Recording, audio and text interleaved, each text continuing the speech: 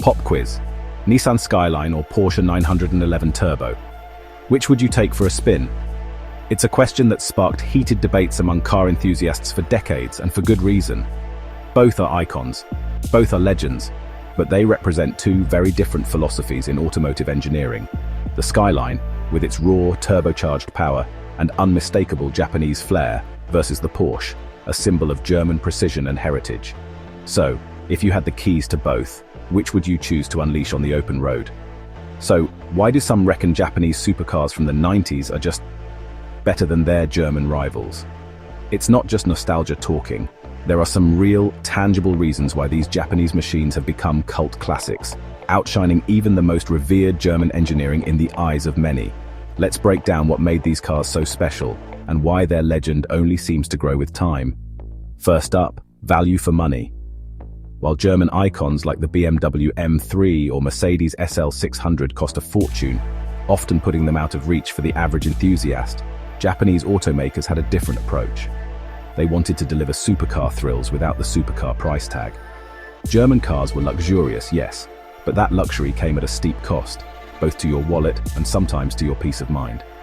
The Japanese legends, think Supra, RX-7 or NSX, gave you insane performance without selling your nan. These cars were engineered to thrill, but they were also accessible. You didn't need to be a millionaire to own a piece of the action. And let's not forget, these cars could go toe-to-toe with their European counterparts on the track, often at half the price. But it wasn't just about the price tag. Japanese supercars of the 90s offered a unique blend of performance, style, and everyday usability. You could drive them to work, take them to the track on weekends, and still rely on them to get you home without a hitch. That's a level of versatility that was hard to find in many high-strung European exotics of the era. Then there's reliability. Japanese cars from the 90s were built like tanks, minus the weight. These machines were engineered with meticulous attention to detail, designed to handle both spirited driving and daily commutes with equal ease. Owners would push them to the limit, and they'd just keep coming back for more. You could thrash a Toyota Supra all day and still drive it home for tea. That kind of bulletproof reliability became legendary, and it's a big reason why so many of these cars are still on the road today, decades after they first rolled off the assembly line. Try that with a Ferrari or an old Porsche. You'd need a mechanic on speed dial. European exotics were notorious for their temperamental nature, often requiring expensive maintenance and specialized care. Japanese supercars, on the other hand, were built to last, making them the smarter choice for drivers who wanted thrills without the headaches. But let's not overlook innovation. Don't forget innovation. Japanese engineers were obsessed with clever tech, turbochargers, active suspension, even four-wheel steering. They were constantly pushing the envelope, introducing features that were years ahead of their time. The Skyline's Atiza all-wheel drive system, the NSX's aluminum chassis, the RX-7's rotary engine.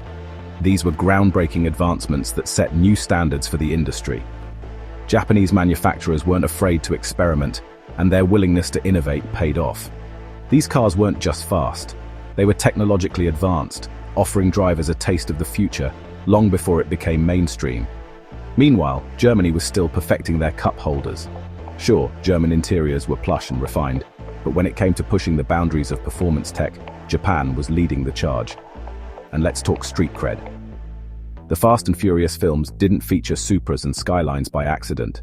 These cars became pop culture icons, inspiring a whole generation of car lovers and cementing their place in automotive history. These cars sparked a whole tuning culture, making them legends way beyond the Autobahn.